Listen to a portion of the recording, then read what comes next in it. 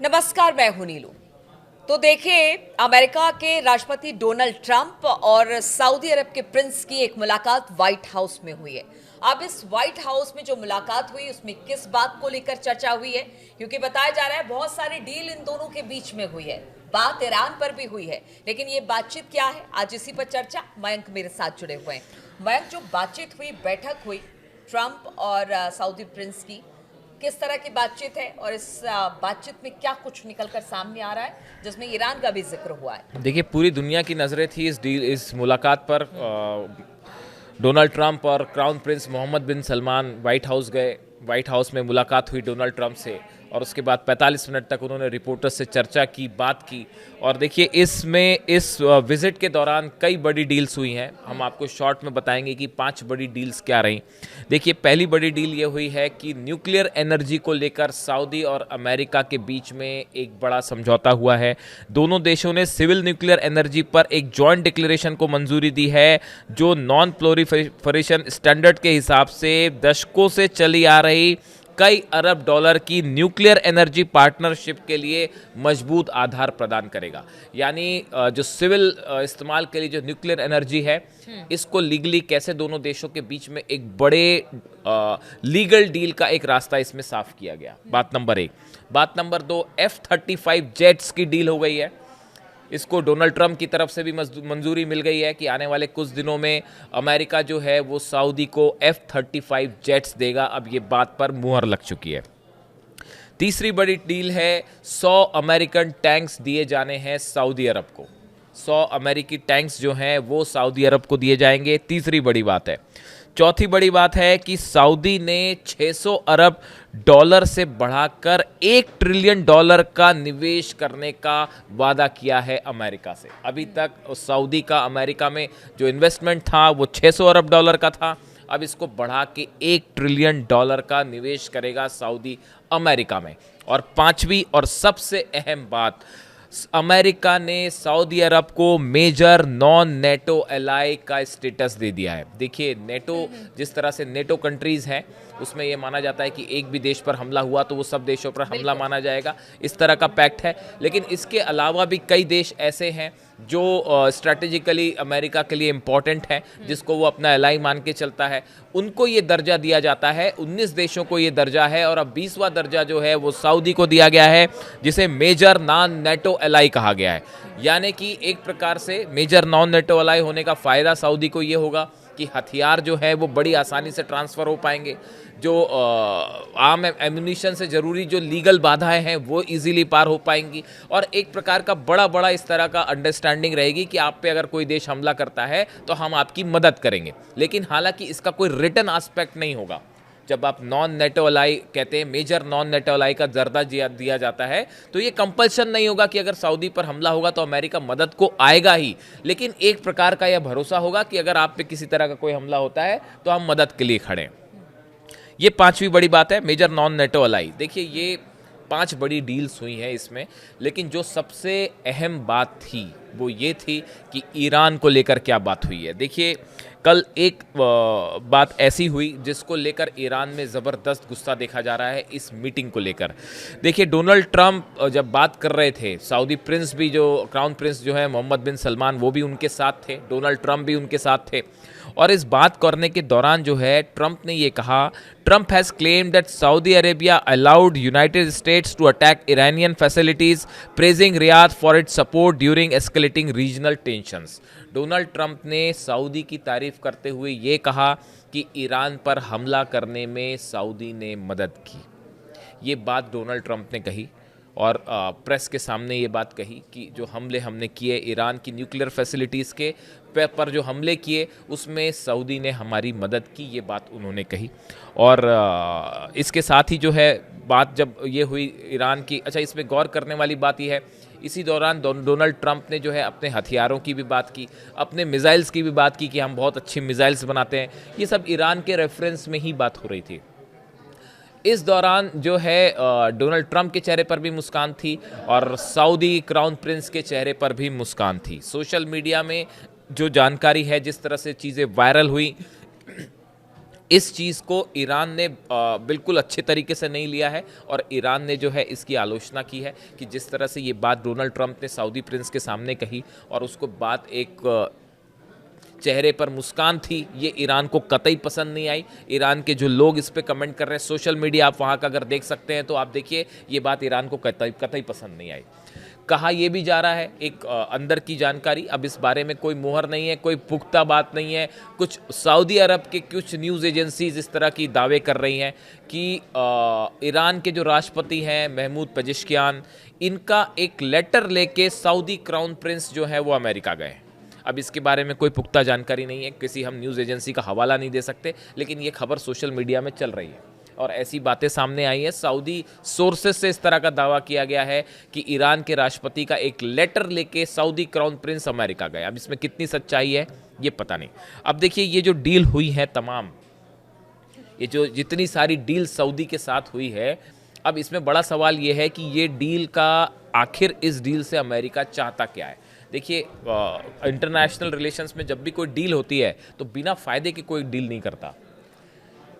मयंक बहुत देर से बोल रहे थे, मैं सुन रही थी, लेकिन यहाँ पर सवाल करना ज़रूरी है क्योंकि बात ये हो रही है कि आपने कहा कि डील हो रही है सऊदी अरब और अमेरिका के बीच, ट्रंप हैं और एक चिट्ठी ईरान की लेकर जाते हैं सऊदी प्रिंस, जिस तरह से अभी बात की तस्दीक नहीं हुई है, लेकिन ये बड़ा सुनने में हास्यास्पद लगता है। कहते हैं कि किसी की लाइन को छोटी करनी है तो वहाँ पर एक लाइन बड़ी खींच दी जाए। क्या सऊदी से जिस तरह की डील अमेरिका कर रहा है, क्या वो ईरान को एक तरह से पीछे धकेलने की कोशिश है या उसके आगे एक पैरेलल किसी को खड़ा करने की कोशिश? इसी का जवाब बड़ी देर से मैं वही सोच रही थी, आपको बोलने दिया मैंने। इसी का जवाब जो है वो सऊदी में सोशल मीडिया पे, ईरान में सोशल मीडिया में दिया जा रहा है। और आप अगर सर्च करेंगे कुछ न्यूज़ या इस तरह की, आप अगर सोशल मीडिया पर रिएक्शंस देखेंगे जो ईरान से आ रहे हैं या ईरान के समर्थित जो ग्रुप्स हैं, वो ये कह रहे हैं कि आप चाहे जो डील करना है कर लीजिए, ईरान ना झुकने वाला है साहब और ना हारने वाला है, चाहे आप जो कर लीजिए। ये जो डील हो रही हैं इसको कुछ लोग इजराइल के संबंध से जोड़ के देख रहे हैं कि इजराइल इसके लिए उससे खुश होगा नहीं होगा, लेकिन आप इस बात को समझिए ये जितनी डील्स हो रही हैं ये ईरान के रेफरेंस में है। पहली बात देखिए अमेरिका का इंटरेस्ट क्या है। पहला इंटरेस्ट ये है कि गजा को सेटल करने में अमेरिका सऊदी का बड़ा रोल चाहता है। अमेरिका ये चाहता है कि सऊदी जो है वो गजा में हर चीज़ों को सेटल करने में, रिकंस्ट्रक्शन करने में बड़ी भूमिका निभाए। बात नंबर 1। बात नंबर 2, सऊदी का इन्वेस्टमेंट 600 अरब डॉलर से बढ़ा के $1 ट्रिलियन करने का जो ऐलान है, ये डोनाल्ड ट्रंप के लिए इस समय अमेरिका में बहुत ज़रूरी है क्योंकि अमेरिका में डोनाल्ड ट्रंप की जो पॉलिसीज़ हैं इसका खासा विरोध हो रहा है, खासकर उनके टैरिफ प्लान्स का, और उसकी वजह से जो है अमेरिका में शटडाउन वाली भी स्थिति है कई जगह। तो डोनाल्ड ट्रंप ये चाहते हैं कि ये इन्वेस्टमेंट बढ़ जाए, बड़ी साधारण सी बात है। तीसरी जो बड़ी चीज़ है, देखिए ईरान का जो न्यूक्लियर प्रोग्राम है, न्यूक्लियर प्रोग्राम में आपने जंग करके देख ली और वो जंग का नतीजा क्या हुआ वो सब जान रहे हैं। इस सूरत में सऊदी अरब को जब आप F-35 जेट्स देते हैं, जब आप उसको 100 टैंक दे रहे हैं, जब आप उसके साथ न्यूक्लियर डील कर रहे हैं, इस तरह की जो तमाम आप डील कर रहे हैं, तो आप ईरान के सामने सऊदी अरब को मजबूत दिखाना चाह रहे हैं। मिडिल ईस्ट में देखिए पिछले कुछ समय में ये बात आपको समझनी पड़ेगी कि मिडिल ईस्ट में ईरान का जो ओवरऑल प्रभाव है वो बहुत तेजी से बढ़ा है इस 12 दिन की जंग के बाद। जो एक परसेप्शन बना ईरान को लेके, ईरान की मिसाइल्स को लेके, ईरान के हथियारों को लेकर, ड्रोन्स को लेकर, वो एक परसेप्शन एक ऐसे देश के रूप में बना जिसे इजराइल और अमेरिका मिलकर भी नहीं हरा पाए। इस तरह का एक मैसेज कैरी फॉरवर्ड हुआ। उसके बाद अब सऊदी अरब में ईरान एक ऐसे देश, अब देखिए और एक गौर करने वाली बात है, चाइना ने सऊदी और ईरान के बीच में फिर से बायलैटरल संबंध स्थापित कर दिए।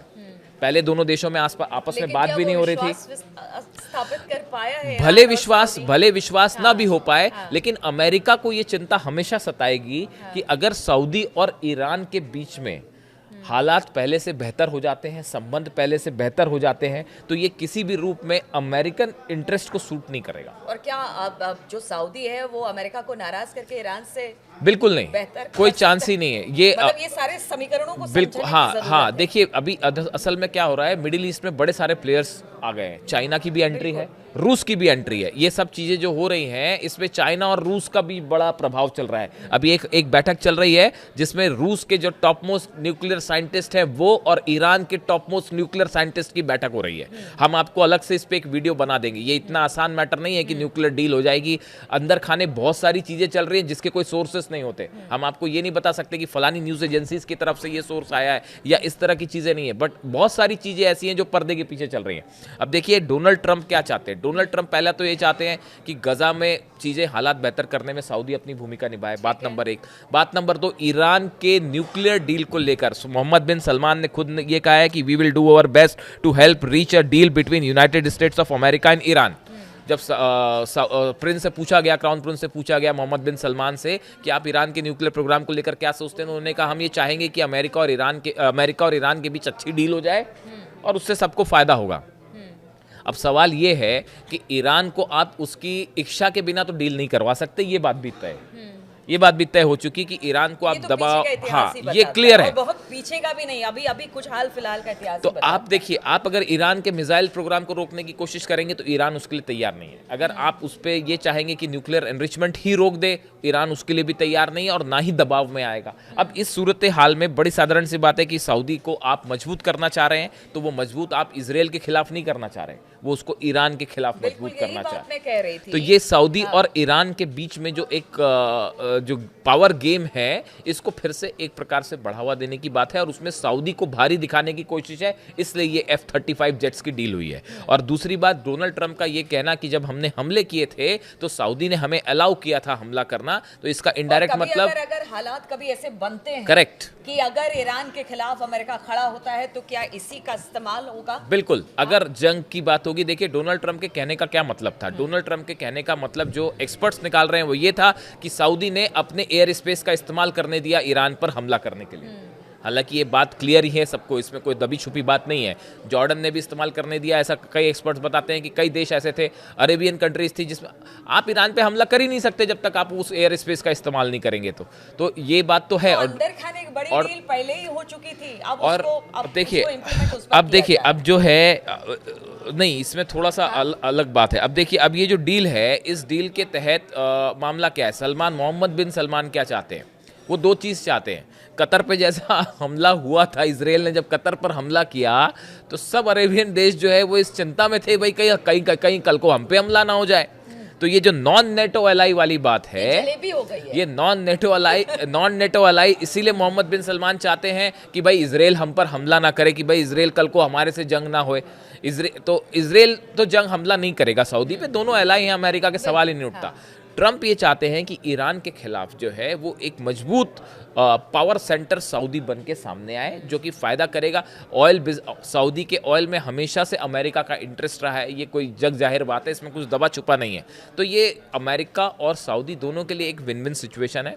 लेकिन उसमें ये भी बड़ी बात है कि डोनाल्ड ट्रंप ये भी चाह रहे हैं कि ईरान को कन्विंस करने में एक न्यूक्लियर डील के लिए सऊदी भी अहम भूमिका निभाए।